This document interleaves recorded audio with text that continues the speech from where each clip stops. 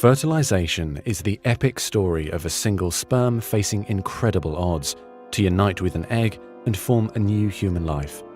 It is the story of all of us.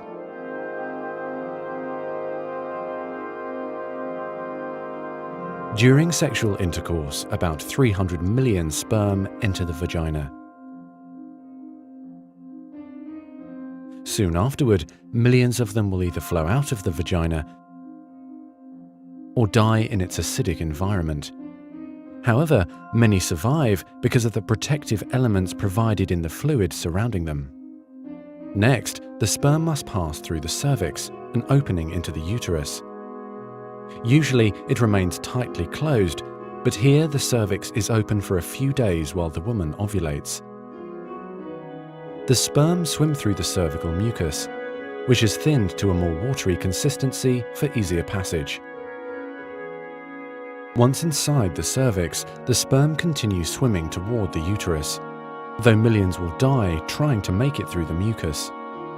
Some sperm remain behind, caught in the folds of the cervix, but they may later continue the journey as a backup to the first group. Inside the uterus, muscular uterine contractions assist the sperm on their journey toward the egg. However, resident cells from the woman's immune system, mistaking the sperm for foreign invaders, destroy thousands more.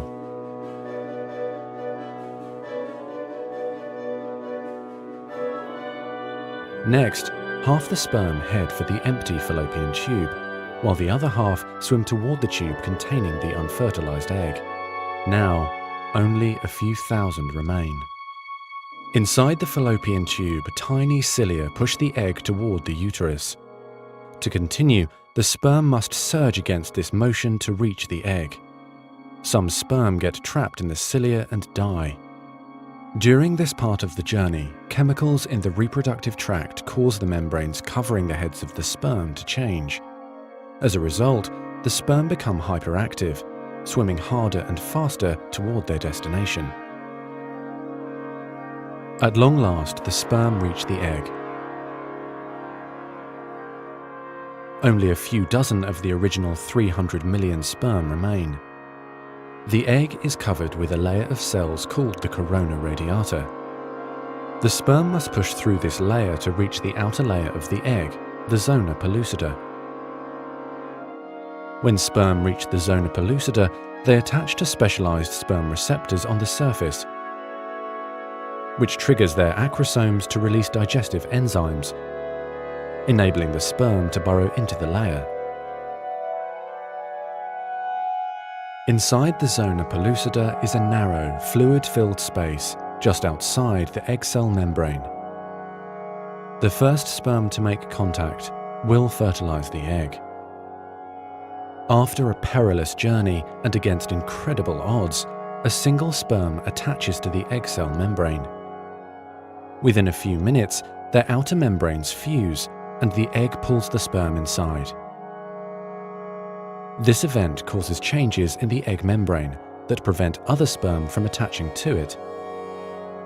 Next, the egg releases chemicals that push other sperm away from the egg and create an impenetrable fertilization membrane. As the reaction spreads outward, the zona pellucida hardens, trapping any sperm unlucky enough to be caught inside. Outside the egg, sperm are no longer able to attach to the zona pellucida. Meanwhile, inside the egg, the tightly packed male genetic material spreads out. A new membrane forms around the genetic material, creating the male pronucleus. Inside, the genetic material reforms into 23 chromosomes. The female genetic material, awakened by the fusion of the sperm with the egg, finishes dividing, resulting in the female pronucleus, which also contains 23 chromosomes. As the male and female pronuclei form, spiderweb-like threads, called microtubules, pull them toward each other. The two sets of chromosomes join together, completing the process of fertilization. At this moment, a unique genetic code arises, instantly determining gender, hair color, eye color, and hundreds of other characteristics. This new single cell, the zygote, is the beginning of a new human being. And now the cilia in the fallopian tube gently sweep the zygote toward the uterus, where he or she will implant in the rich uterine lining, growing and maturing for the next 9 months until ready for birth.